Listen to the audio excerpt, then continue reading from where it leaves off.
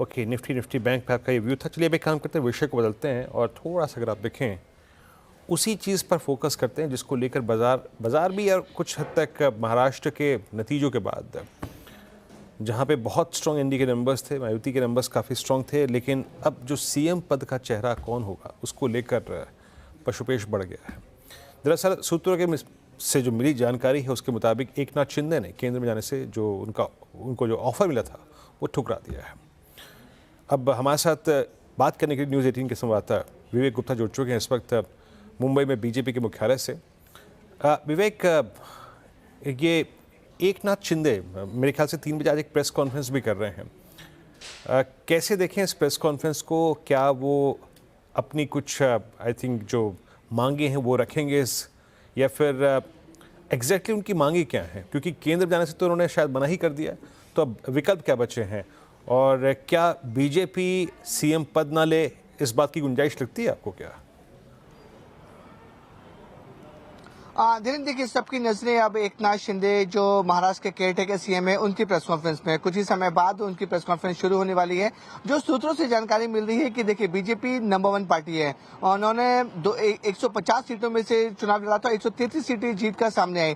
तो वो क्लेम कर रहे हैं कि स्ट्राइक रेट उनका बहुत अच्छा है, 133 सीटें जीत के आई, इसलिए बीजेपी और किसी का नहीं बल्कि महायुति में बीजेपी का होना चाहिए। और जो नाम सबसे आगे चल रहे हैं वो है देवेंद्र फडणवीस का। वहीं दूसरी तरफ एकनाथ शिंदे की शिवसेना का साफ तौर पर कहना कि पूरा का पूरा जो चुनाव है वो एकनाथ शिंदे के चेहरे पे लड़ाया गया था और उन्हीं की परफॉर्मेंस की वजह से एकनाथ शिंदे को सीएम बनाना चाहिए। इतनी बड़ी जीत के बावजूद भी 4 दिन बाद महायुति ये नहीं तय कर पा रही है आखिरकार महाराष्ट्र का सीएम कौन होगा।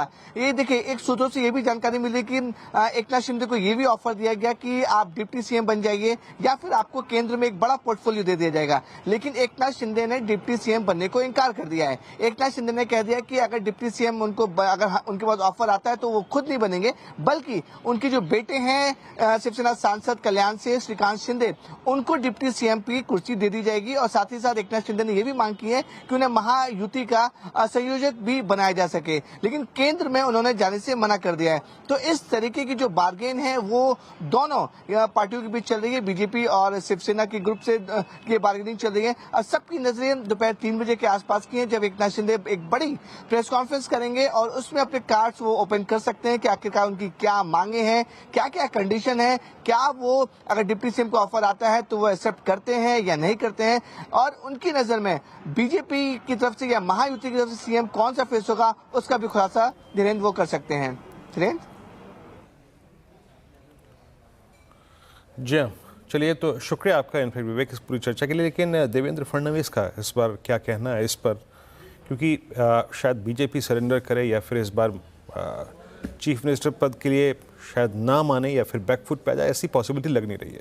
क्या कह रहे हैं देवेंद्र फडणवीस? आइए उनको एक बात सुनते हैं। आमचे जे श्रेष्ठी आहेत त्यांच्याशी चर्चा सगळ्यांची चाललेली आहे आणि लवकरच याचं उत्तर आपल्याला मिळेल। मुख्यमंत्री पदाची जशी चर्चा सुरू आहे तशी राज्यातल्या वेगवेगळ्या आमदारांना सुद्धा मंत्री होण्याची इच्छा निर्माण झालेली आहे, त्यांची सुद्धा उत्सुकता ताणली जाते। आधी मुख्यमंत्री ठरेल तर मग मुख्यमंत्री मंत्री ठरवतील, त्यामुळे मला असं वाटतं की आधी मुख्यमंत्र्यांची वाट पाहावी, त्यानंतर मंत्र्यांची पण जी काही नावं आहेत ती आपल्याला लक्षात येतील। तो महाराष्ट्र में सस्पेंस जारी कि कौन बनेगा मुख्यमंत्री। चलिए लेंगे एक छोटा सा ब्रेक के बाद मार्केट के एक्शन पर गुरमीत चड्ढा से होगी बातचीत। आप बने रहे।